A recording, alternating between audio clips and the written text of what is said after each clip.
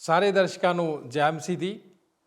ਦਿਸ਼ਾ ਪਰਿਵਰਤਨ ਦੇ ਸਾਡੇ ਅੱਜ ਦੇ ਪ੍ਰੋਗਰਾਮ ਦੇ ਵਿੱਚ ਤੁਹਾਡਾ ਸਭਨਾਂ ਦਾ ਸਵਾਗਤ ਹੈ।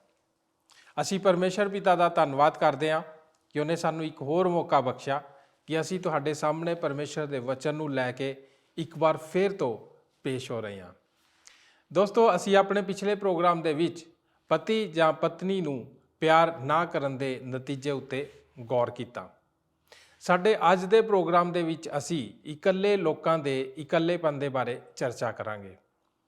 ਅੱਜ ਅਸੀਂ ਬਾਈਬਲ ਬਾਣੀ ਦੇ ਵਿੱਚੋਂ ਪਹਿਲਾ ਕਰੰਥੀਓ ਉਸਦੇ 7 ਅਧਿਆਏ ਦੀ 1 ਆਇਤ ਤੋਂ ਲੈ ਕੇ 35 ਆਇਤਾਂ ਤੱਕ ਦੇ ਵਚਨਾਂ ਉੱਤੇ ਗੌਰ ਕਰਨ ਜਾ ਰਹੇ ਹਾਂ। ਸਾਡੇ ਅੱਜ ਦੇ ਪ੍ਰੋਗਰਾਮ ਦੀ ਰੂਪਰੇਖਾ ਇਸ ਪ੍ਰਕਾਰ ਹੋਏਗੀ। ਨੰਬਰ 1, ਇਕੱਲੇਪਨ ਨੂੰ ਅੱਛਾ ਸਵੀਕਾਰ ਕਰਨਾ। ਨੰਬਰ 2, ਇਕੱਲੇਪਨ ਨੂੰ ਇੱਕ ਉਪਹਾਰ ਦੀ ਤਰ੍ਹਾਂ ਸਵੀਕਾਰ ਕਰਨਾ। ਨੰਬਰ 3, ਇਕੱਲਾਪਨ ਤੁਹਾਡੀ ਬੜੋਤਰੀ ਦੇ ਲਈ ਹੋਵੇ। ਨੰਬਰ 4, ਇਕੱਲਾਪਨ ਪਰਮੇਸ਼ਰ ਦੇ ਲਈ ਹੋਵੇ। ਨੰਬਰ 5, ਇਕੱਲਾਪਨ ਧੰਨਵਾਦ ਕਰਨ ਦਾ ਦਾਅਵਾ ਕਰੇ। ਸੋ ਦੋਸਤੋ, ਸਾਡੇ ਨਾਲ ਇਸ ਪ੍ਰੋਗਰਾਮ ਦੇ ਵਿੱਚ ਬਣੇ ਰਹੋ।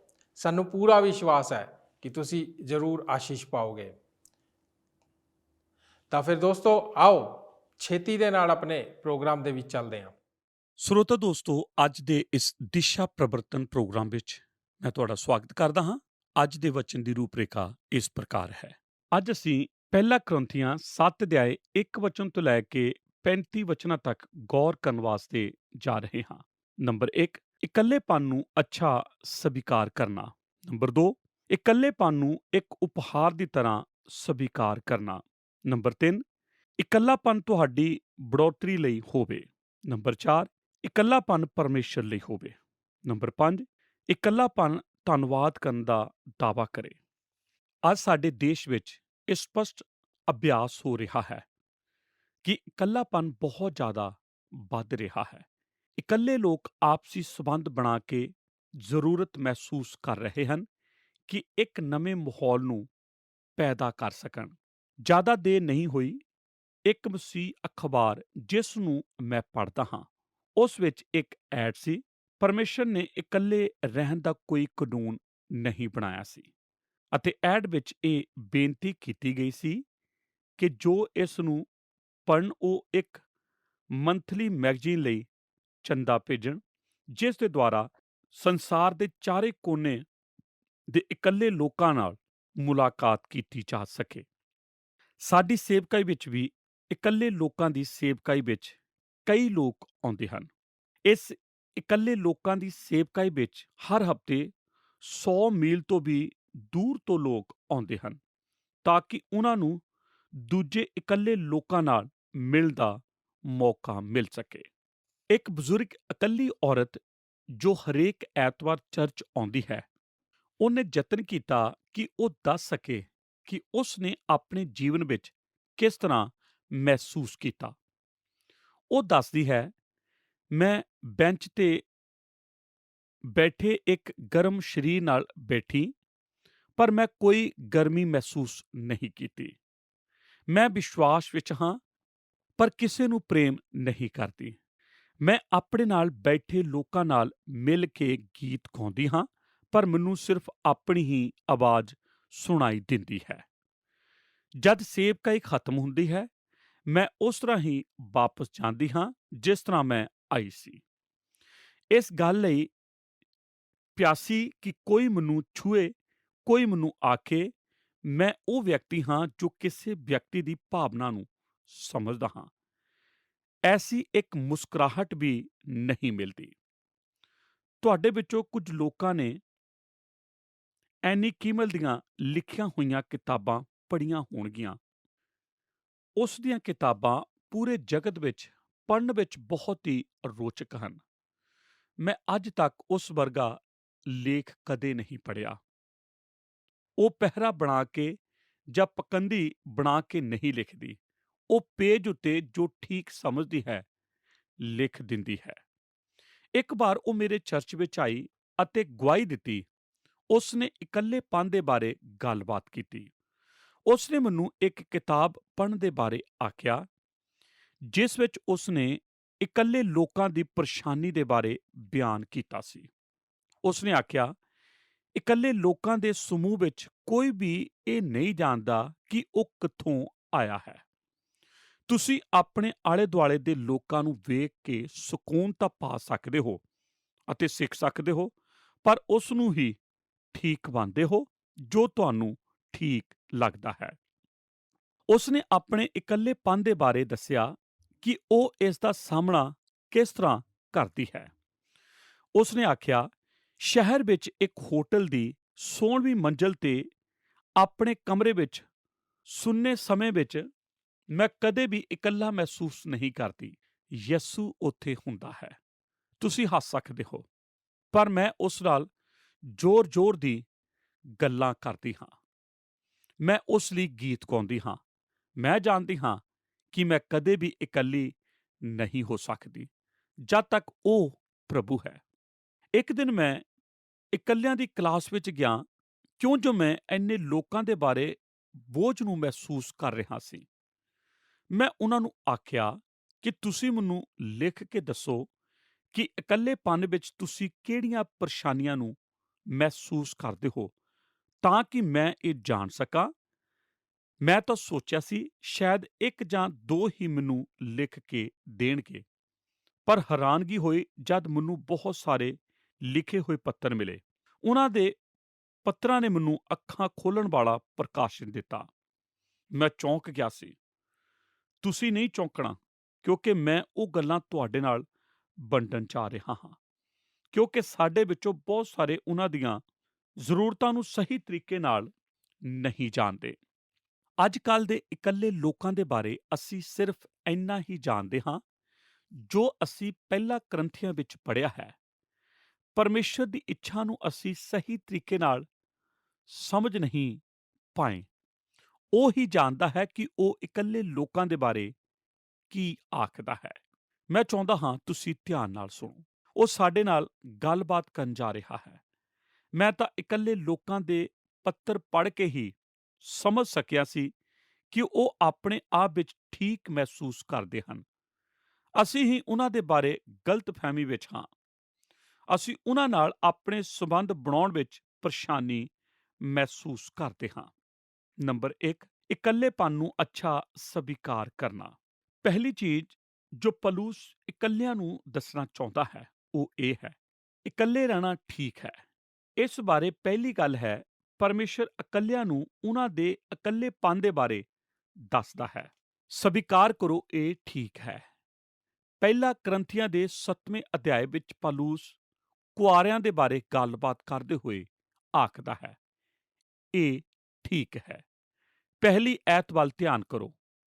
ਹੁਣ ਜਿਨ੍ਹਾਂ ਗੱਲਾਂ ਦੇ ਵਿਖੇ ਤੁਸਾਂ ਲਿਖਿਆ ਸੀ, ਮੈਂ ਇਹ ਕਹਿੰਦਾ ਹਾਂ ਭਾਈ ਪੁਰਖ ਦੇ ਲਈ ਇਹ ਤਾਂ ਚੰਗਾ ਹੈ ਜੋ ਇਸਤਰੀ ਨੂੰ ਨਾ ਛੂਏ। ਐਤ 8 ਵੱਲ ਧਿਆਨ ਕਰੋ। ਪਰ ਮੈਂ ਅਣਵਿਆਹਿਆਂ ਨੂੰ ਅਤੇ ਵਿਧਵਾਵਾਂ ਨੂੰ ਇਹ ਆਖਦਾ ਹਾਂ, ਜੋ ਉਹਨਾਂ ਲਈ ਚੰਗਾ ਹੈ ਭਾਈ ਇਹੋ ਜਿਹੇ ਰਹਿਣ ਜਿਹੋ ਜਿਹਾ ਮੈਂ ਹਾਂ। ਐਤ 26, ਸੋ ਇਹ ਮੈਨੂੰ ਚੰਗਾ ਲੱਗਦਾ ਹੈ ਕਿ ਵਰਤਮਾਨ ਕਸ਼ਟ ਦੇ ਕਾਰਨ ਮਨੁੱਖ ਲਈ ਇਹ ਭਲਾ ਹੈ ਭਾਈ ਉਹ ਓਦਾਂ ਹੀ ਰਹੇ। ਇਹ ਤਿੰਨਾਂ ਐਤਾਂ ਵਿੱਚ ਪੌਲੁਸ 4 ਵਾਰ ਆਖਦਾ ਹੈ ਕਿ ਇਕੱਲੇ ਰਹਿਣਾ ਚੰਗਾ ਹੈ। ਤੁਸੀਂ ਪੁੱਛ ਸਕਦੇ ਹੋ, ਪਾਸਟਰ ਜਰਮੀਆ, ਇਸ ਵਿੱਚ ਹੈਰਾਨਗੀ ਵਾਲੀ ਕਿਹੜੀ ਗੱਲ ਹੈ? ਹੈਰਾਨਗੀ ਵਾਲੀ ਗੱਲ ਮੈਨੂੰ ਉਸ ਪੱਤਰ ਵਿੱਚ ਮਿਲੀ ਜੋ ਮੇਰੀ ਇੱਕ ਇਕੱਲੀ ਦੋਸਤ ਨੇ ਲਿਖਿਆ ਸੀ। ਉਸਨੇ ਲਿਖਿਆ ਸੀ ਕਿ ਚਰਚ ਵਿੱਚ ਜਦ ਉਹ ਬੈਠੀ ਹੁੰਦੀ ਹੈ ਤਾਂ ਵਿਸ਼ਵਾਸੀ ਉਸ ਵੱਲ ਇਸ ਤਰ੍ਹਾਂ ਵੇਖਦੇ ਹਨ ਜਿਸ ਤਰ੍ਹਾਂ ਉਹ ਦੂਜੇ ਕਲਾਸ ਦੀ ਨਾਗਰਿਕ ਹੈ। ਉਹ ਦੱਸਦੀ ਹੈ, ਪਾਸਟਰ, ਮੈਂ ਅਣਵਿਆਹੀ ਹਾਂ, ਮੈਂ ਸ਼ਾਦੀ ਨਹੀਂ ਕੀਤੀ। ਮੈਂ ਸੱਚਮੁੱਚ ਵਿਸ਼ਵਾਸ ਕਰਦੀ ਹਾਂ ਕਿ ਕੁਝ ਜੋੜੇ ਅਤੇ ਬਜ਼ੁਰਗ ਲੋਕ ਸਾਨੂੰ ਦੁੱਖ ਅਤੇ ਦਰਦ ਦਿੰਦੇ ਹਨ ਅਤੇ ਇਸ ਦਾ ਅਹਿਸਾਸ ਨਹੀਂ ਕਰਦੇ, ਅਤੇ ਮਸੀਹ ਲੋਕ ਸਾਡੇ ਬਾਰੇ ਗਲਤ ਵਿਚਾਰ ਪ੍ਰਗਟ ਕਰਦੇ ਹਨ। ਤੂੰ ਕਿੰਨੀ ਪਿਆਰੀ ਕੁੜੀ ਹੈ ਜੋ ਕੁਆਰੀ ਹੈ। ਪਰਮੇਸ਼ਰ ਨੇ ਤਾਂ ਤੇਰੇ ਲਈ ਸਹੀ ਪੁਰਸ਼ ਤੱਕ ਕਿਤੇ ਰੱਖਿਆ ਹੋਇਆ ਹੈ। ਤਦ ਮੇਰੀ ਦੋਸਤ ਜਿਸ ਨੇ ਇਹ ਪੱਤਰ ਲਿਖਿਆ ਸੀ, ਮੈਨੂੰ ਇੱਕ ਪ੍ਰਸ਼ਨ ਭਾਵੁਕ ਹੋ ਕੇ ਪੁੱਛਿਆ। ਉਹ ਆਖਦੀ ਹੈ, ਕਿਉਂ ਦੂਜੇ ਲੋਕ ਸਾਨੂੰ ਉਸ ਹਾਲ ਵਿੱਚ ਨਹੀਂ ਵੇਖ ਸਕਦੇ ਜਿਸ ਹਾਲ ਵਿੱਚ ਅਸੀਂ ਹਾਂ। ਚਰਚ ਵਿੱਚ ਵੀ ਖਾਸ ਮੌਕਿਆਂ ਤੇ ਜੋ ਕੁਝ ਵੀ ਹੁੰਦਾ ਹੈ, ਉਹ ਸਭ ਪਤੀ ਅਤੇ ਪਤਨੀ ਅਤੇ ਬੱਚਿਆਂ ਦੇ ਇਰਦ-ਗਿਰਦ ਹੀ ਘੁੰਮਦਾ ਹੈ। ਪਰ ਅਸੀਂ ਜੋ ਇਕੱਲੇ ਹਾਂ, ਉਹਨਾਂ ਦੇ ਬਾਰੇ ਕੁਝ ਵੀ ਨਹੀਂ ਹੁੰਦਾ। ਸਾਨੂੰ ਦੂਜਿਆਂ ਤੋਂ ਅਲੱਗ ਕਿਉਂ ਸਮਝਿਆ ਜਾਂਦਾ ਹੈ? ਇਸ ਲਈ ਮੈਂ ਆਖਣਾ ਚਾਹੁੰਦਾ ਹਾਂ ਕਿ ਸਾਨੂੰ ਪੌਲੁਸ ਦੇ ਵਿਚਾਰ ਉੱਤੇ ਧਿਆਨ ਕਰਨਾ ਚਾਹੀਦਾ ਹੈ, ਜੋ ਉਹ ਅਣਵਿਆਹਿਆਂ ਦੇ ਬਾਰੇ ਦੱਸਦਾ ਹੈ। ਉਹ ਕੀ ਆਖਦਾ ਹੈ? ਇਹ ਅੱਛਾ ਹੈ, ਅੱਛਾ ਹੈ। ਕਹਿਣ ਦਾ ਅਰਥ ਹੈ ਸਾਨੂੰ ਉਹਨਾਂ ਨੂੰ ਸਵੀਕਾਰ ਕਰਨਾ ਚਾਹੀਦਾ ਹੈ। ਸਾਨੂੰ ਇਹ ਕਹਿ ਕੇ ਇਕੱਲਿਆਂ ਨੂੰ ਸਵੀਕਾਰ ਕਰਨਾ ਚਾਹੀਦਾ ਹੈ ਕਿ ਤੁਸੀਂ ਠੀਕ ਕੀਤਾ ਹੈ। ਨੰਬਰ 2, ਇਕੱਲੇਪਨ ਨੂੰ ਇੱਕ ਉਪਹਾਰ ਦੀ ਤਰ੍ਹਾਂ ਸਵੀਕਾਰ ਕਰਨਾ ਚਾਹੀਦਾ ਹੈ। ਨੰਬਰ 1, ਜੇ ਤੁਸੀਂ ਇਕੱਲੇ ਹੋ, ਸਵੀਕਾਰ ਕਰੋ ਕਿ ਇਹ ਅੱਛਾ ਹੈ ਕਿ ਤੁਸੀਂ ਹੁਣ ਨੰਬਰ 2 ਲਈ ਤਿਆਰ ਹੋ। ਸਵੀਕਾਰ ਕਰੋ ਕਿ ਇਹ ਪਰਮੇਸ਼ਰ ਵੱਲੋਂ ਹੀ ਤੁਹਾਨੂੰ ਗਿਫਟ ਹੈ। ਪਰਮੇਸ਼ਰ ਵੱਲੋਂ ਹੀ ਤੁਹਾਨੂੰ ਇਹ ਉਪਹਾਰ ਦਿੱਤਾ ਗਿਆ ਹੈ। ਅਤੇ ਮੈਂ ਚਾਹੁੰਦਾ ਹਾਂ ਕਿ ਤੁਸੀਂ ਮੇਰੇ ਨਾਲ 7ਵੀਂ ਐਤ ਵੱਲ ਧਿਆਨ ਕਰੋ। ਧਿਆਨ ਕਰੋ ਕਿ ਇਹ ਕੀ ਆਖਦੀ ਹੈ। ਤਾਂ ਵੀ ਮੈਂ ਚਾਹੁੰਦਾ ਹਾਂ ਭਾਈ ਸਾਰੇ ਮਨੁੱਖ ਇਹੋ ਜਿਹੇ ਹੋਣ ਜਿਹੋ ਜਿਹਾ ਮੈਂ ਹਾਂ। ਪਰ ਹਰੇਕ ਨੂੰ ਆਪੋ ਆਪਣਾ ਦਾਨ ਪਰਮੇਸ਼ਰ ਤੋਂ ਪਾਇਆ ਹੈ, ਕਿਨੇ ਇਸ ਪ੍ਰਕਾਰ ਦਾ, ਕਿਨੇ ਉਸ ਪ੍ਰਕਾਰ ਦਾ। ਸੰਸਾਰ ਵਿੱਚ ਪਰਮੇਸ਼ਰ ਕਿਸੇ ਨੂੰ ਪਤੀ ਅਤੇ ਕਿਸੇ ਨੂੰ ਪਤਨੀ ਦਾ ਉਪਹਾਰ ਦਿੰਦਾ ਹੈ ਅਤੇ ਕਈ ਦੂਜਿਆਂ ਨੂੰ ਅਣਵਿਆਹਿਆਂ ਦਾ ਰਹਿਣ ਦਾ ਉਪਹਾਰ ਦਿੰਦਾ ਹੈ। ਇਹ ਉਪਹਾਰ ਤਾਂ ਪਰਮੇਸ਼ਰ ਵੱਲੋਂ ਹੈ। ਇਸ ਲਈ ਸ਼ਾਦੀ ਤਾਂ ਪਰਮੇਸ਼ਰ ਵੱਲੋਂ ਉਪਹਾਰ ਹੈ ਅਤੇ ਇਕੱਲਾ ਰਹਿਣਾ ਵੀ ਪਰਮੇਸ਼ਰ ਵੱਲੋਂ ਹੈ। ਅਤੇ ਜ਼ਰੂਰੀ ਤਾਂ ਇਹ ਹੈ ਇਕੱਲੇ ਰਹਿਣ ਨੂੰ ਪਰਮੇਸ਼ਰ ਦਾ ਉਪਹਾਰ ਸਮਝ ਕੇ ਹੀ ਸਵੀਕਾਰ ਕਰਨਾ ਚਾਹੀਦਾ ਹੈ। ਮੱਤੀ ਦੀ ਕਿਤਾਬ ਦੇ 19ਵੇਂ ਅਧਿਆਏ ਵਿੱਚ 12ਵੀਂ ਐਤ ਵਿੱਚ ਇਸ ਤਰ੍ਹਾਂ ਦਾ ਵਿਚਾਰ ਪ੍ਰਗਟ ਕੀਤਾ ਗਿਆ ਹੈ, ਕਿਉਂਕਿ ਅਜਿਹੇ ਖੁਸਰੇ ਹਨ ਜਿਹੜੇ ਮਾਂ ਦੀ ਕੁੱਖੋਂ ਇਸੇ ਤਰ੍ਹਾਂ ਜੰਮੇ ਅਤੇ ਅਜਿਹੇ ਖੁਸਰੇ ਹਨ ਜਿਹੜੇ ਮਨੁੱਖਾਂ ਦੇ ਖੁਸਰੇ ਕੀਤੇ ਹੋਏ ਹਨ ਅਤੇ ਅਜਿਹੇ ਖੁਸਰੇ ਹਨ ਕਿ ਜਿਨ੍ਹਾਂ ਨੇ ਸਵਰਗ ਦੇ ਰਾਜ ਕਾਰਨ ਆਪਣੇ ਆਪ ਨੂੰ ਖੁਸਰੇ ਕੀਤਾ ਹੈ। ਜਿਹੜਾ ਕਬੂਲ ਕਰ ਸਕਦਾ ਹੈ ਉਹ ਕਬੂਲ ਕਰੇ। ਇਹ ਐਤ ਸਾਨੂੰ ਦੱਸਦੀ ਹੈ ਕਿ ਨਵੇਂ ਨੇਮ ਵਿੱਚ ਮਨੁੱਖਾਂ ਦੇ ਖੁਸਰੇ ਹੋਣ ਦੇ 3 ਕਾਰਨ ਹਨ। ਪਹਿਲਾ ਕਾਰਨ ਸਰੀਰਕ ਹੈ, ਦੂਜਾ ਮੈਡੀਕਲ ਕਾਰਨ ਹੈ ਅਤੇ ਤੀਸਰਾ ਕਾਰਨ ਆਤਮਿਕ ਹੈ। ਅਤੇ ਸ਼ਾਸਤਰ ਦੱਸਦਾ ਹੈ ਕਿ ਸਵਰਗ ਰਾਜ ਲਈ ਜੋ ਇਕੱਲਾ ਰਹਿਣਾ ਚਾਹੁੰਦਾ ਹੈ ਉਹ ਇਸ ਨੂੰ ਕਬੂਲ ਕਰੇ। ਨੰਬਰ 3, ਇਕੱਲਾਪਨ ਤੁਹਾਡੀ ਬੜੋਤਰੀ ਲਈ ਹੋਵੇ। ਤੀਜੇ ਕਾਰਨ ਵੱਲ ਧਿਆਨ ਕਰੋ। ਇਸ ਨੂੰ ਆਪਣੀ ਬੜੋਤਰੀ ਅਤੇ ਮਜ਼ਬੂਤੀ ਲਈ ਸਵੀਕਾਰ ਕਰੋ। ਐਤ 26 ਅਤੇ 27 ਇਸ ਬਾਰੇ ਦੱਸਦੀ ਹੈ। ਐਤ 26, ਸੋ ਮੈਨੂੰ ਇਹ ਚੰਗਾ ਲੱਗਦਾ ਹੈ ਕਿ ਵਰਤਮਾਨ ਕਸ਼ਟ ਦੇ ਕਾਰਨ ਮਨੁੱਖ ਲਈ ਇਹ ਭਲਾ ਹੈ ਭਾਈ ਕਿ ਉਹ ਉਦਾਂ ਹੀ ਰਹੇ। ਪੌਲੁਸ ਆਖ ਰਿਹਾ ਹੈ। ਐਤ 27, ਕਿ ਤੂੰ ਪਤਨੀ ਨਾਲ ਬੰਝਾ ਹੋਇਆ ਹੈ ਤੇ ਛੁਟਕਾਰਾ ਨਾ ਢੂੰਡ। ਕਿ ਤੂੰ ਪਤਨੀ ਤੋਂ ਛੁੱਟਿਆ ਹੈ ਤਾਂ ਪਤਨੀ ਨੂੰ ਨਾ ਢੂੰਡ। ਪੌਲੁਸ ਅੱਗੇ ਆਖ ਰਿਹਾ ਹੈ, ਪਰ ਜੇ ਤੂੰ ਵਿਆਹ ਕਰ ਲਵੇਂ ਤੇ ਪਾਪ ਨਹੀਂ ਕਰਦਾ, ਅਤੇ ਜੇ ਕੁਆਰੀ ਵਿਆਹੀ ਜਾਵੇ ਤੇ ਉਹ ਪਾਪ ਨਹੀਂ ਕਰਦੀ। ਪਰ ਇਹੋ ਜਿਹੇ ਲੋਕ ਸਰੀਰ ਵਿੱਚ ਦੁੱਖ ਭੋਗਣਗੇ ਅਤੇ ਮੈਂ ਤੁਹਾਨੂੰ ਬਚਾਉਣਾ ਚਾਹੁੰਦਾ ਹਾਂ। ਪੌਲੁਸ ਅੱਗੇ ਦੱਸਦਾ ਹੈ, ਅਣਵਿਆਹੇ ਪੁਰਖ ਪ੍ਰਭੂ ਦੀਆਂ ਗੱਲਾਂ ਦੀ ਚਿੰਤਾ ਕਰਦਾ ਹੈ, ਜੋ ਉਹ ਪ੍ਰਭੂ ਨੂੰ ਕਿਵੇਂ ਪ੍ਰਸੰਨ ਕਰੇ। ਪਰ ਵਿਆਹਿਆ ਹੋਇਆ ਸੰਸਾਰ ਦੀਆਂ ਗੱਲਾਂ ਦੀ ਚਿੰਤਾ ਕਰਦਾ ਹੈ, ਜੋ ਆਪਣੀ ਪਤਨੀ ਨੂੰ ਕਿਵੇਂ ਪ੍ਰਸੰਨ ਕਰੇ। ਪਰਮੇਸ਼ਰ ਸਾਨੂੰ ਇਹ ਸਮਝਾਉਣਾ ਚਾਹੁੰਦਾ ਹੈ, ਜਿਸ ਹਾਲ ਵਿੱਚ ਵੀ ਰਹੀਏ ਆਤਮਿਕ ਮਜ਼ਬੂਤੀ ਲਈ ਅੱਗੇ ਵਧਣ ਦਾ ਯਤਨ ਕਰੀਏ। ਨੰਬਰ 4, ਇਕੱਲਾਪਨ ਪਰਮੇਸ਼ਰ ਲਈ ਹੋਵੇ। ਹੁਣ ਮੈਂ ਚਾਹੁੰਦਾ ਹਾਂ ਤੁਸੀਂ ਚੌਥੀ ਚੀਜ਼ ਵੱਲ ਧਿਆਨ ਦੇਵੋ। ਸਾਨੂੰ ਇਕੱਲੇ ਰਹਿਣ ਨੂੰ ਠੀਕ ਸਮਝਣਾ ਚਾਹੀਦਾ ਹੈ ਅਤੇ ਇਸ ਨੂੰ ਉਪਹਾਰ ਸਮਝਣਾ ਚਾਹੀਦਾ ਹੈ ਅਤੇ ਇਸ ਨੂੰ ਆਪਣੀ ਬੜੋਤਰੀ ਲਈ ਇਸਤੇਮਾਲ ਕਰਨਾ ਚਾਹੀਦਾ ਹੈ।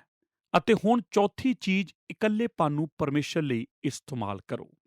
ਹੁਣ ਮੈਂ ਚਾਹੁੰਦਾ ਹਾਂ ਤੁਸੀਂ ਐਤ 32 ਅਤੇ 35 ਵੱਲ ਧਿਆਨ ਕਰੋ, ਜਿਸ ਵਿੱਚ ਪੌਲੁਸ ਆਖਦਾ ਹੈ, ਪਰ ਮੈਂ ਇਹ ਚਾਹੁੰਦਾ ਹਾਂ ਜੋ ਤੁਸੀਂ ਨਿਚਿੰਤ ਰਹੋ।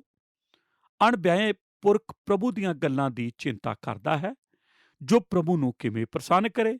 ਪਰ ਵਿਆਹਿਆ ਹੋਇਆ ਸੰਸਾਰ ਦੀਆਂ ਗੱਲਾਂ ਦੀ ਚਿੰਤਾ ਕਰਦਾ ਹੈ, ਜੋ ਉਹ ਆਪਣੀ ਪਤਨੀ ਨੂੰ ਕਿਵੇਂ ਪ੍ਰਸੰਨ ਕਰੇ। ਅਤੇ ਮੈਂ ਤੁਹਾਡੇ ਆਪਣੇ ਭਲੇ ਲਈ ਹੀ ਆਖਦਾ ਹਾਂ, ਨਾ ਇਸ ਲਈ ਜੋ ਤੁਹਾਡੇ ਉੱਤੇ ਬੰਦਿਸ਼ ਪਾਵਾਂ, ਸਗੋਂ ਇਸ ਲਈ ਜੋ ਮੁਨਸਬ ਕੰਮ ਕੀਤੇ ਜਾਵੇ। ਨਾਲੇ ਤੁਸੀਂ ਬਿਨਾਂ ਘਬਰਾਏ ਪ੍ਰਭੂ ਦੀ ਸੇਵਾ ਵਿੱਚ ਲੱਗੇ ਰਹੋ। ਪੌਲੁਸ ਕੀ ਆਖ ਰਿਹਾ ਹੈ? ਉਹ ਆਖ ਰਿਹਾ ਹੈ, ਇਕੱਲਾ ਪੁਰਖ ਸ਼ਾਦੀ ਦੇ ਬੋਝ ਅਤੇ ਪਰੇਸ਼ਾਨੀਆਂ ਤੋਂ ਮੁਕਤ ਹੁੰਦਾ ਹੈ ਅਤੇ ਉਸ ਉੱਪਰ ਪਰਿਵਾਰ ਦੀ ਜ਼ਿੰਮੇਵਾਰੀ ਨਹੀਂ ਹੁੰਦੀ। ਉਹ ਆਪਣੇ ਆਪ ਨੂੰ ਪੂਰੀ ਤਰ੍ਹਾਂ ਪਰਮੇਸ਼ਰ ਦੇ ਕੰਮਾਂ ਲਈ ਸੌਂਪ ਸਕਦਾ ਹੈ। ਉਹ ਆਪਣੀ ਸੇਵਕਾਈ ਨੂੰ ਚੰਗੀ ਤਰ੍ਹਾਂ ਮਜ਼ਬੂਤ ਕਰ ਸਕਦਾ ਹੈ। ਕੁਝ ਦਿਨ ਪਹਿਲਾਂ ਮੈਂ ਇੱਕ ਆਦਮੀ ਦੇ ਬਾਰੇ ਪੜ੍ਹ ਰਿਹਾ ਸੀ, ਜੋ ਆਪਣੇ ਪਾਸਟਰ ਦੇ ਕੋਲ ਜਾ ਕੇ ਆਖਦਾ ਹੈ, ਪਾਸਟਰ, ਮੈਂ ਇਸ ਲਈ ਆਇਆ ਹਾਂ ਕਿ ਤੁਹਾਨੂੰ ਦੱਸਣਾ ਚਾਹੁੰਦਾ ਹਾਂ ਕਿ ਮੇਰੀ ਪਤਨੀ ਮੈਨੂੰ ਛੱਡ ਕੇ ਚਲੀ ਗਈ ਹੈ। ਅਤੇ ਪਾਸਟਰ ਨੇ ਪੁੱਛਿਆ, ਇਹ ਕਦ ਹੋਇਆ? ਉਸਨੇ ਆਖਿਆ, ਮੈਂ ਠੀਕ ਤਰ੍ਹਾਂ ਨਹੀਂ ਜਾਣਦਾ ਕਿ ਇਹ ਕਦੋਂ ਗਈ ਹੈ, ਪਰ ਇਹ ਘਟਨਾ ਸੋਮਵਾਰ ਤੋਂ ਲੈ ਕੇ ਸ਼ੁੱਕਰਵਾਰ ਦੇ ਵਿੱਚ ਹੋਈ ਹੈ। ਇਸ ਹਫ਼ਤੇ ਮੈਂ ਹਰੇਕ ਰਾਤ ਚਰਚ ਵਿੱਚ ਹੁੰਦਾ ਸੀ ਅਤੇ ਨਹੀਂ ਜਾਣਦਾ ਕਿ ਉਹ ਕਿਸ ਰਾਤ ਗਈ ਹੈ। ਪੌਲੁਸ ਇਸ ਤਰ੍ਹਾਂ ਦੇ ਬੋਝ ਦੇ ਬਾਰੇ ਹੀ ਦੱਸ ਰਿਹਾ ਹੈ ਕਿ ਇੱਕ ਸ਼ਾਦੀशुदा ਮਨੁੱਖ ਨੂੰ ਘਰ ਦੀਆਂ ਪਰੇਸ਼ਾਨੀਆਂ ਆ ਕੇ ਘੇਰ ਲੈਂਦੀਆਂ ਹਨ ਅਤੇ ਅਣਵਿਆਹਿਆ ਮਨੁੱਖ ਇਹਨਾਂ ਪਰੇਸ਼ਾਨੀਆਂ ਤੋਂ ਬਚਿਆ ਰਹਿੰਦਾ ਹੈ। ਧਿਆਨ ਦੇਵੋ, ਜਦ ਪੌਲੁਸ ਆਖਦਾ ਹੈ, ਉਹ ਆਖਦਾ ਹੈ ਉਹ ਵਿਅਕਤੀ ਜੋ ਅਣਵਿਆਹਿਆ ਹੈ, ਉਹ ਪ੍ਰਭੂ ਦੀਆਂ ਗੱਲਾਂ ਦੀ ਚਿੰਤਾ ਕਰਦਾ ਹੈ, ਜੋ ਉਹ ਕਿਵੇਂ ਪ੍ਰਭੂ ਨੂੰ ਪ੍ਰਸੰਨ ਕਰੇ। ਐਤ 32 ਅਤੇ ਹੁਣ ਐਤ 35 ਵੱਲ ਧਿਆਨ ਕਰੋ। ਉਹ ਆਖਦਾ ਹੈ, ਉਹ ਬਿਨਾਂ ਘਬਰਾਏ ਪ੍ਰਭੂ ਦੀ ਸੇਵਾ ਵਿੱਚ ਲੱਗਾ ਰਹਿੰਦਾ ਹੈ। ਕਿਸ ਤਰ੍ਹਾਂ ਬਿਨਾਂ ਘਬਰਾਏ? ਪੌਲੁਸ ਦੱਸ ਰਿਹਾ ਹੈ, ਇਕੱਲਾ ਮਨੁੱਖ ਜਿਸ ਦਾ ਪਰਿਵਾਰ ਨਹੀਂ ਹੈ ਅਤੇ ਉਸ ਦੇ ਬੱਚੇ ਨਹੀਂ ਹਨ, ਉਹ ਪੂਰੀ ਤਰ੍ਹਾਂ ਆਪਣੇ ਸਬੰਧਾਂ ਦੇ ਬੋਝ ਤੋਂ ਮੁਕਤ ਰਹਿੰਦੇ ਹੋਏ ਪੂਰੀ ਤਰ੍ਹਾਂ ਆਪਣੇ ਜੀਵਨ ਵਿੱਚ ਪਰਮੇਸ਼ਰ ਦੀ ਸੇਵਾ ਕਰ ਸਕਦਾ ਹੈ। ਤੁਸੀਂ ਵੇਖਿਆ, ਪੌਲੁਸ ਆਖ ਰਿਹਾ ਹੈ, ਇਕੱਲਾ ਰਹਿਣਾ ਅੱਛਾ ਹੈ ਅਤੇ ਜੇ ਤੁਸੀਂ ਇਕੱਲੇ ਹੋ, ਪਰਮੇਸ਼ਰ ਕੋਲ ਤੁਹਾਡੇ ਲਈ ਇੱਕ ਵਿਸ਼ੇਸ਼ ਯੋਜਨਾ ਹੈ ਅਤੇ ਉਸ ਦੀ ਯੋਜਨਾ ਹੈ ਕਿ ਤੁਸੀਂ ਆਪਣੀ ਸੇਵਕਾਈ ਵਿੱਚ ਦੂਜੇ ਲੋਕਾਂ ਦੀ ਮਦਦ ਲਈ ਜਾ ਸਕੋ। ਕੀ ਤੁਸੀਂ ਜਾਣਦੇ ਹੋ ਕਿ ਅਸੀਂ ਆਪਣੀ ਚਰਚ ਵਿੱਚ ਇਕੱਲੇ ਲੋਕਾਂ ਦੀ ਸੇਵਕਾਈ ਕਦ ਸ਼ੁਰੂ ਕੀਤੀ? ਜਦ ਕਿ ਸਾਡੇ ਕੋਲ ਨਾ ਤਾਂ ਕੋਈ ਸਮੇਂ ਸੀ, ਨਾ ਹੀ ਕੋਈ ਜਗ੍ਹਾ ਸੀ ਕਿ ਅਸੀਂ ਇਹ ਸੇਵਕਾਈ ਸ਼ੁਰੂ ਕਰੀਏ। ਪਰ ਜਦ ਤੋਂ ਅਸੀਂ ਇਹ ਸੇਵਕਾਈ ਸ਼ੁਰੂ ਕੀਤੀ ਹੈ, ਤਾਂ ਹਰੇਕ ਐਤਵਾਰ ਇੱਕ ਵੱਡੀ ਭੀੜ ਇਕੱਲੇ ਲੋਕਾਂ ਦੀ ਤੈਅ ਕੀਤੇ ਗਏ ਸਮੇਂ ਵਿੱਚ ਆਉਣ ਲੱਗ ਪਈ। ਜੇ ਤੁਸੀਂ ਇੱਕ ਪਰਿਵਾਰਿਕ ਮਨੁੱਖ ਹੋ, ਤਾਂ ਯਤਨ ਕਰੋ ਕਿ ਤੁਸੀਂ ਵੀ ਇਸ ਤਰ੍ਹਾਂ ਦੀ ਸੇਵਕਾਈ ਨੂੰ ਸ਼ੁਰੂ ਕਰ ਸਕੋ। ਪਰਮੇਸ਼ਰ ਤੁਹਾਨੂੰ ਸਫਲ ਕਰੇਗਾ ਕਿ ਤੁਸੀਂ ਇਕੱਲੇ ਲੋਕਾਂ ਦੀ ਮਦਦ ਕਰ ਸਕੋ, ਤਾਂ ਕਿ ਉਹ ਮਜ਼ਬੂਤੀ ਨਾਲ ਆਪਣੇ ਆਪ ਨੂੰ ਪਰਮੇਸ਼ਰ ਦੇ ਕੰਮਾਂ ਲਈ ਸੌਂਪ ਸਕਣ। ਨੰਬਰ 5, ਇਕੱਲਾਪਨ ਧੰਨਵਾਦ ਕਰਨ ਦਾ ਦਾਅਵਾ ਕਰੇ। ਹੁਣ ਇੱਕ ਆਖਰੀ ਸਿਧਾਂਤ, ਜਿਸ ਨੂੰ ਅੰਤ ਵਿੱਚ ਮੈਂ ਤੁਹਾਡੇ ਨਾਲ ਵੰਡਣਾ ਚਾਹੁੰਦਾ ਹਾਂ। ਬਾਈਬਲ ਸਾਨੂੰ ਸਿਖਾਉਂਦੀ ਹੈ ਕਿ ਅਸੀਂ ਆਪਣੇ ਇਕੱਲੇਪਨ ਨੂੰ ਸਿਰਫ ਪਰਮੇਸ਼ਰ ਦੇ ਕੰਮਾਂ ਨੂੰ ਮਜ਼ਬੂਤੀ ਨਾਲ ਕਰੀਏ, ਪਰ ਇਹਨਾਂ ਕੰਮਾਂ ਨੂੰ ਸ਼ੁਕਰਗੁਜ਼ਾਰੀ ਨਾਲ ਸਵੀਕਾਰ ਵੀ ਕਰੀਏ। ਇੱਕ ਚੀਜ਼ ਜੋ ਮੈਂ ਇਕੱਲੇ ਲੋਕਾਂ ਦੀ ਪਰੇਸ਼ਾਨੀ ਦੇ ਬਾਰੇ ਸਿੱਖੀ, ਉਹ ਇਹ ਹੈ ਸ਼ੁਕਰਗੁਜ਼ਾਰੀ ਦਾ ਆਤਮਾ। ਪਰਮੇਸ਼ਰ ਸਾਡੇ ਦਿਲਾਂ ਵਿੱਚ ਭੇਜਦਾ ਹੈ ਅਤੇ ਇਹ ਮੰਗ ਕਰਦਾ ਹੈ ਕਿ ਤੁਸੀਂ ਕਿਸੇ ਚੀਜ਼ ਦੀ ਪਰਵਾਹ ਨਾ ਕਰਦੇ ਹੋਏ ਆਪਣੇ ਆਪ ਨੂੰ ਪਰਮੇਸ਼ਰ ਦੇ ਕੰਮਾਂ ਲਈ ਸੌਂਪ ਦਿਓ। ਪੌਲੁਸ ਐਤ 36 ਤੋਂ ਐਤ 40 ਵਿੱਚ ਮਾਪਿਆਂ ਨੂੰ ਆਪਣੇ ਬੱਚਿਆਂ ਦੀ ਸ਼ਾਦੀ ਦੀ ਸਲਾਹ ਦਿੰਦਾ ਹੈ ਕਿ ਉਹ ਆਪਣੇ ਬੱਚਿਆਂ ਉੱਤੇ ਸ਼ਾਦੀ ਕਰਨ ਜਾਂ ਨਾ ਕਰਨ ਦਾ ਜ਼ੋਰ ਨਾ ਪਾਉਣ। ਬੱਚਿਆਂ ਦੀ ਸ਼ਾਦੀ ਕਰਨਾ ਜਾਂ ਨਾ ਕਰਨਾ ਪਰਮੇਸ਼ਰ ਦੀ ਹੀ ਯੋਜਨਾ ਹੁੰਦੀ ਹੈ। ਹਰ ਹਾਲ ਵਿੱਚ ਉਸ ਦੀ ਸ਼ੁਕਰਗੁਜ਼ਾਰੀ ਜ਼ਰੂਰੀ ਹੈ। ਪੌਲੁਸ ਆਖਦਾ ਹੈ, ਜਿਹੜਾ ਆਪਣੀ ਕੁਆਰੀ ਦਾ ਵਿਆਹ ਕਰਦਾ ਹੈ, ਉਹ ਚੰਗਾ ਕਰਦਾ ਹੈ, ਅਤੇ ਜਿਹੜਾ ਨਹੀਂ ਵਿਆਹੁੰਦਾ, ਉਹ ਉਦੋਂ ਵੀ ਚੰਗਾ ਕਰਦਾ ਹੈ। ਅੱਗੇ ਵਿਧਵਾ ਦੇ ਬਾਰੇ ਪੌਲੁਸ ਆਖਦਾ ਹੈ, ਜਿੰਨਾ ਚਿਰ ਉਹਦਾ ਪਤੀ ਜਿਉਂਦਾ ਰਹੇ, ਉਨਾ ਚਿਰ ਬੰਧਨ ਵਿੱਚ ਹੈ, ਪਰ ਜੇ ਉਹਦਾ ਪਤੀ ਮਰ ਜਾਵੇ ਤਾਂ ਉਹ ਨਿਰਬੱਧ ਹੈ। ਜਿਹਦੇ ਨਾਲ ਚਾਹੇ ਵਿਆਹੀ ਜਾਵੇ ਪਰ ਪ੍ਰਭੂ ਵਿੱਚ, ਪਰ ਉਹ ਐਵੇਂ ਹੀ ਰਹੇ ਤਾਂ ਮੇਰੀ ਜਾਂਚ ਵਿੱਚ ਏਦੂ ਵੀ ਭਾਗਵਾਨ ਹੈ। ਅਤੇ ਮੈਂ ਸਮਝਦਾ ਹਾਂ ਜੋ ਪਰਮੇਸ਼ਰ ਦਾ ਆਤਮਾ ਮੇਰੇ ਵਿੱਚ ਵੀ ਹੈ, ਅਤੇ ਮੈਂ ਸੋਚਦਾ ਹਾਂ ਕਿ ਪਰਮੇਸ਼ਰ ਸਾਨੂੰ ਕੀ ਕਹਿਣ ਜਾ ਰਿਹਾ ਹੈ। ਅਸੀਂ ਆਪਣੀਆਂ ਅੱਖਾਂ ਉੱਪਰ ਚੱਕੀਏ ਅਤੇ ਆਖੀਏ, ਪ੍ਰਭੂ ਮੈਂ ਨਹੀਂ ਜਾਣਦਾ ਮੈਂ ਇੱਥੇ ਕਿਸ ਲਈ ਹਾਂ ਜਿੱਥੇ ਮੈਂ ਹਾਂ। ਮੈਂ ਆਪਣੇ ਆਪ ਨੂੰ ਇਸ ਹਾਲ ਵਿੱਚ ਇੱਥੇ ਨਹੀਂ ਰੱਖਿਆ। ਇਹ ਤੇਰੇ ਵੱਲੋਂ ਹੈ ਅਤੇ ਮੈਂ ਤੇਰਾ ਸ਼ੁਕਰਗੁਜ਼ਾਰ ਕਰਦਾ ਹਾਂ ਕਿਉਂ ਜੋ ਤੂੰ ਮੈਨੂੰ ਇਸ ਹਾਲ ਵਿੱਚ ਰੱਖਿਆ ਹੈ। ਮੈਂ ਚਾਹੁੰਦਾ ਹਾਂ ਤੂੰ ਮੈਨੂੰ ਆਪਣੀ ਮਹਿਮਾ ਲਈ ਇਸਤੇਮਾਲ ਕਰ, ਮੇਰਾ ਇਕੱਲਾਪਨ ਤੇਰੇ ਰਾਜ ਲਈ ਇਸਤੇਮਾਲ ਹੋ ਸਕੇ। ਮੈਂ ਤੁਹਾਨੂੰ ਕੁਝ ਦੱਸਣਾ ਚਾਹੁੰਦਾ ਹਾਂ ਜੋ ਮੈਂ ਆਪਣੀ ਚਰਚ ਵਿੱਚ ਇਕੱਲੇ ਲੋਕਾਂ ਨੂੰ ਇਹ ਕਹਿੰਦੇ ਹੋਏ ਸੁਣਿਆ, ਕੋਈ ਵੀ ਸਾਡੇ ਲਈ ਕੁਝ ਨਹੀਂ ਕਰ ਰਿਹਾ, ਸਾਡੇ ਕੋਲ ਕਰਨ ਲਈ ਕੁਝ ਵੀ ਨਹੀਂ ਹੈ। ਪਰਮੇਸ਼ਰ ਜਾਣਦਾ ਹੈ ਅਸੀਂ ਬਹੁਤ ਕੁਝ ਕਰ ਸਕਦੇ ਹਾਂ, ਪਰ ਜੇ ਤੁਸੀਂ ਇਹ ਇੰਤਜ਼ਾਰ ਕਰਦੇ ਰਹੋਗੇ ਕਿ ਸਾਡੇ ਲਈ ਕੋਈ ਕੁਝ ਕਰੇ ਤਾਂ ਕਿ ਅਸੀਂ ਸੇਵਕਾਈ ਕਰ ਸਕੀਏ, ਤਾਂ ਮੈਂ ਤੁਹਾਨੂੰ ਦੱਸ ਦਿੰਦਾ ਹਾਂ ਕਿ ਤੁਸੀਂ ਕਦੇ ਵੀ ਪਰਮੇਸ਼ਰ ਵਿੱਚ ਖੁਸ਼ ਨਹੀਂ ਰਹਿ ਸਕਦੇ। ਪਰਮੇਸ਼ਰ ਤਾਂ ਚਾਹੁੰਦਾ ਹੈ ਕਿ ਤੁਸੀਂ ਆਪਣੀ ਸੇਵਕਾਈ ਸ਼ੁਰੂ ਕਰੋ ਅਤੇ ਆਖੋ, ਪਰਮੇਸ਼ਰ ਮੈਂ ਤੇਰੇ ਸਾਹਮਣੇ ਹਾਂ, ਮੈਂ ਆਪਣਾ ਜੀਵਨ ਤੈਨੂੰ ਦਿੰਦਾ ਹਾਂ ਅਤੇ ਤੂੰ ਇਸਤੇਮਾਲ ਕਰ। ਇੱਕ ਜਵਾਨ ਮਨੁੱਖ ਜਿਸ ਦਾ ਨਾਮ ਡੈਨਿਸ ਸੀ, ਜੋ ਇਕੱਲਾ ਸੀ, ਉਸਨੇ ਮੈਨੂੰ ਆਖਿਆ ਕਿ ਪਰਮੇਸ਼ਰ ਨੇ ਮੈਨੂੰ ਯੂਰਪ ਵਿੱਚ ਕੁਝ ਥੋੜੇ ਸਮੇਂ ਲਈ ਮਿਸ਼ਨਰੀ ਸੇਵਕਾਈ ਲਈ ਬੁਲਾਇਆ ਹੈ। ਉਸ ਦੀ ਸ਼ਾਦੀ ਹੋਣ ਵਾਲੀ ਸੀ। ਪਰਮੇਸ਼ਰ ਦੀ ਇਸ ਬੁਲਾਹਟ ਦੇ ਕਰਕੇ ਉਸ ਨੇ ਇਸ ਸ਼ਾਦੀ ਨੂੰ ਢਾਲ ਦਿੱਤਾ ਅਤੇ ਆਪਣੇ ਮਿਸ਼ਨ ਦੇ ਕੰਮ ਨੂੰ ਪਹਿਲਾਂ ਪੂਰਾ ਕਰਨਾ ਹੀ ਠੀਕ ਸਮਝਿਆ। ਉਹ ਦੱਸਦਾ ਹੈ, ਸਵਰਗ ਦੇ ਪਰਮੇਸ਼ਰ ਨੇ ਮੈਨੂੰ ਇਹ ਸੇਵਕਾਈ ਸੌਂਪੀ ਹੈ ਜਿਸ ਨੂੰ ਮੈਂ ਇਕੱਲਾ ਰਹਿ ਕੇ ਹੀ ਪੂਰੀ ਤਰ੍ਹਾਂ ਨਿਭਾ ਸਕਦਾ ਹਾਂ। ਉਹ ਦੱਸਦਾ ਹੈ, ਮਸੀਹ ਨੇ ਮੇਰੀ ਪਛਾਣ ਕੀਤੀ ਹੈ, ਉਸ ਨੇ ਮੇਰੀ ਕੀਮਤ ਨੂੰ ਸਮਝਿਆ ਹੈ। ਜੇ ਉਹ ਮੇਰੇ ਲਈ ਸਲੀਬ ਤੇ ਮਰ ਸਕਦਾ ਹੈ ਤਾਂ ਉਸ ਲਈ ਕੰਮ ਕਿਉਂ ਨਹੀਂ ਕਰ ਸਕਦਾ। ਡੈਨਿਸ ਨੇ ਬਿਲਕੁਲ ਠੀਕ ਸੋਚਿਆ ਸੀ। ਉਸ ਨੇ ਸ਼ਾਦੀ ਨੂੰ ਟਾਲ ਕੇ ਇਕੱਲੇ ਰਹਿਣਾ ਹੀ ਠੀਕ ਸਮਝਿਆ ਤਾਂ ਕਿ ਉਹ ਪਰਮੇਸ਼ਰ ਦੀ ਸੇਵਕਾਈ ਨੂੰ ਅੱਛੀ ਤਰ੍ਹਾਂ ਪੂਰਾ ਕਰ ਸਕੇ। ਉਸ ਨੇ ਪਰਮੇਸ਼ਰ ਦੇ ਪ੍ਰੇਮ ਦਾ ਅਹਿਸਾਸ ਕੀਤਾ ਕਿ ਉਹ ਉਸਦੇ ਪਾਪਾਂ ਲਈ ਸਲੀਬ ਤੇ ਮਰਿਆ। ਪਰਮੇਸ਼ਰ ਤੁਹਾਨੂੰ ਪ੍ਰੇਮ ਕਰਦਾ ਹੈ ਅਤੇ ਉਹ ਤੁਹਾਡੇ ਜੀਵਨ ਵਿੱਚ ਤੁਹਾਡੀਆਂ ਜ਼ਰੂਰਤਾਂ ਵੀ ਜ਼ਰੂਰ ਪੂਰੀਆਂ ਕਰੇਗਾ। ਆਪਣੇ ਆਪ ਨੂੰ ਉਹਦੇ ਕੰਮਾਂ ਲਈ ਸੌਂਪ ਦਈਏ ਅਤੇ ਆਖੀਏ, ਪ੍ਰਭੂ ਮੈਨੂੰ ਤੇਰੀ ਜ਼ਰੂਰਤ ਹੈ। ਮੈਂ ਚਾਹੁੰਦਾ ਹਾਂ ਤੂੰ ਮੇਰੇ ਜੀਵਨ ਵਿੱਚ ਕੰਮ ਕਰੇ। ਮੈਨੂੰ ਜ਼ਰੂਰਤ ਹੈ ਕਿਉਂ ਜੋ ਤੂੰ ਮੇਰਾ ਉਧਾਰ ਕਰਤਾ ਹੈ।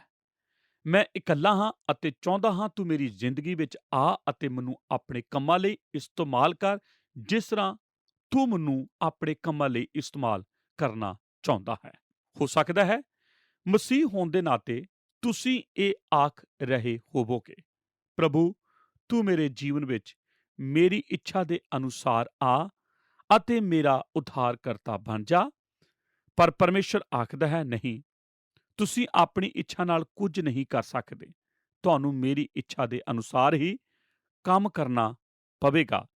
ਜੇ ਤੁਸੀਂ ਆਪਣੇ ਜੀਵਨ ਨੂੰ ਖੁਸ਼ੀਆਂ ਨਾਲ ਭਰਨਾ ਚਾਹੁੰਦੇ ਹੋ ਤਾਂ ਮੇਰੀ ਇੱਛਾ ਨੂੰ ਜਾਣਨ ਦੀ ਕੋਸ਼ਿਸ਼ ਕਰੋ। ਹੋ ਸਕਦਾ ਹੈ ਪਰਮੇਸ਼ਰ ਨੇ ਤੁਹਾਨੂੰ ਇਕੱਲੇ ਰਹਿਣ ਲਈ ਹੀ ਚੁਣਿਆ ਹੋਵੇ। ਉਸ ਦੀ ਹੀ ਇਹ ਯੋਜਨਾ ਹੋਵੇ।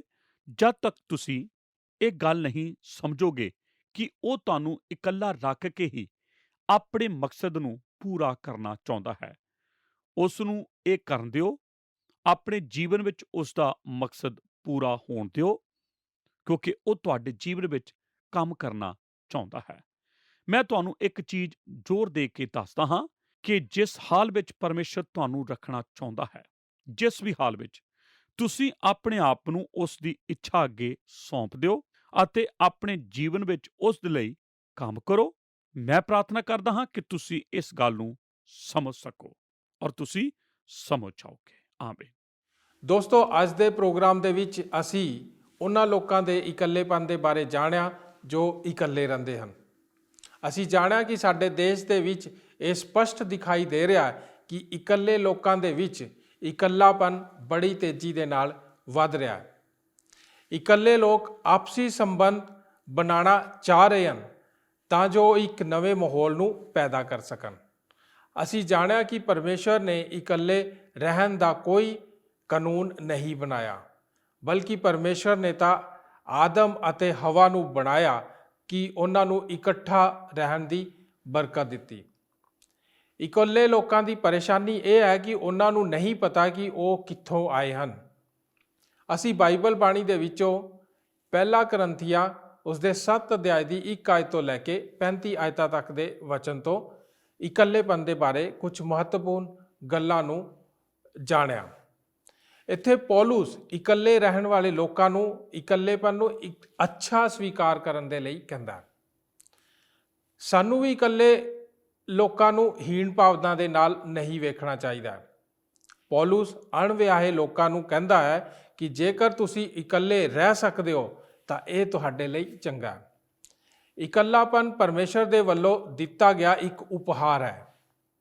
ਸਾਨੂੰ ਇਸ ਨੂੰ ਇੱਕ ਉਪਹਾਰ ਦੇ ਤਰ੍ਹਾਂ ਹੀ ਗ੍ਰਹਿਣ ਕਰਨਾ ਚਾਹੀਦਾ ਅਤੇ ਇਸ ਦੇ ਲਈ ਸ਼ੌਕ ਨਹੀਂ ਮਨਾਉਣਾ ਚਾਹੀਦਾ।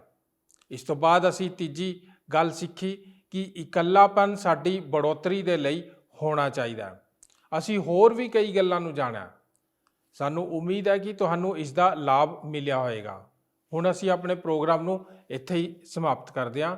ਆਓ ਅਖੀਰ ਦੇ ਵਿੱਚ ਪ੍ਰਾਰਥਨਾ ਕਰਦੇ ਹਾਂ। ਅਨੁਗ੍ਰਹਕਾਰੀ ਦਿਆਲੂ ਪਰਮੇਸ਼ਰ ਪ੍ਰਭੂ ਯਿਸੂ ਮਸੀਹ ਜੀ ਦੇ ਨਾਂ 'ਚ ਤੁਹਾਡਾ ਧੰਨਵਾਦ ਕਰਦੇ ਹਾਂ। ਪਿਤਾ ਪਰਮੇਸ਼ਰ, ਅੱਜ ਦੇ ਵਚਨ ਦੀ ਸਿੱਖਿਆ ਦੇ ਲਈ ਕਿ ਤੁਸੀਂ ਸਾਨੂੰ ਸਿਖਾਇਆ ਕਿ ਜਿਹੜੇ ਲੋਕ ਅਣਵਿਆਹੇ ਹਨ, ਜਿਹੜੇ ਲੋਕ ਇਕੱਲੇ ਰਹਿੰਦੇ ਹਨ, ਉਹਨਾਂ ਨੂੰ ਆਪਣੇ ਇਕੱਲੇਪਨ ਦਾ ਸ਼ੌਕ ਨਹੀਂ ਮਨਾਉਣਾ ਚਾਹੀਦਾ। ਉਹਨਾਂ ਨੂੰ ਆਪਣੇ ਇਕੱਲੇਪਨ ਤੋਂ ਪਰੇਸ਼ਾਨ ਨਹੀਂ ਹੋਣਾ ਚਾਹੀਦਾ, ਬਲਕਿ ਬਹੁਤ ਵਾਰ ਪ੍ਰਭੂ ਜੀ ਇਹੋ ਜਿਹੇ ਲੋਕਾਂ ਨੂੰ ਤੁਸੀਂ ਚੁਣਿਆ ਤਾਂ ਕਿ ਉਹ ਇਕੱਲੇ ਹੀ ਰਹਿਣ ਔਰ ਇਕੱਲੇ ਹੀ ਸੇਵਾ ਕਰਨ। ਪਿਤਾ ਪਰਮੇਸ਼ਰ, ਸਾਡੀ ਪ੍ਰਾਰਥਨਾ ਹੈ ਕਿ ਤੁਸੀਂ ਜਿੱਦਾਂ ਆਪਣੇ ਵਚਨ ਵਿੱਚ ਸਿਖਾਇਆ ਕਿ ਸਾਡਾ ਇਕੱਲਾਪਨ ਸਾਨੂੰ ਪਰੇਸ਼ਾਨ ਕਰਨ ਵਾਲਾ ਨਾ ਹੋ, ਬਲਕਿ ਸਾਡੀ ਬੜੋਤਰੀ ਦਾ ਕਾਰਨ ਬਣੇ। ਅਸੀਂ ਸਿੱਖਿਆ ਪਿਤਾ ਪਰਮੇਸ਼ਰ ਕਿ ਸਾਨੂੰ ਸਵੀਕਾਰ ਕਰਨਾ ਚਾਹੀਦਾ ਕਿ ਇਕੱਲਾਪਨ ਇੱਕ ਅੱਛੀ ਚੀਜ਼ ਹੈ। ਤੁਸੀਂ ਪਿਤਾ ਪਰਮੇਸ਼ਰ ਇਹਨਾਂ ਸਾਰੀ ਗੱਲਾਂ ਵਾਸਤੇ ਸਾਨੂੰ ਸਾਰਿਆਂ ਨੂੰ ਆਸ਼ੀਸ਼ ਤੇ ਬਰਕਤ ਦਿਓ। ਯਿਸੂ ਨਾਸਰੀ ਜੀ ਦੇ ਨਾਂ 'ਚ ਮੰਗਦੇ ਹਾਂ, ਆਮੀਨ। ਸਾਰਿਆਂ ਨੂੰ ਜੈ ਮਸੀਹ ਦੀ। ਕੀ ਤੁਹਾਨੂੰ ਇਹ ਪ੍ਰੋਗਰਾਮ ਪਸੰਦ ਆਇਆ? ਹੁਣੇ ਸਾਨੂੰ ਇੱਕ ਮਿਸ ਕਾਲ ਦਿਓ ਤੇ ਤੁਸੀਂ ਅਗਲੇ ਜੇਤੂ ਹੋ ਸਕਦੇ ਹੋ।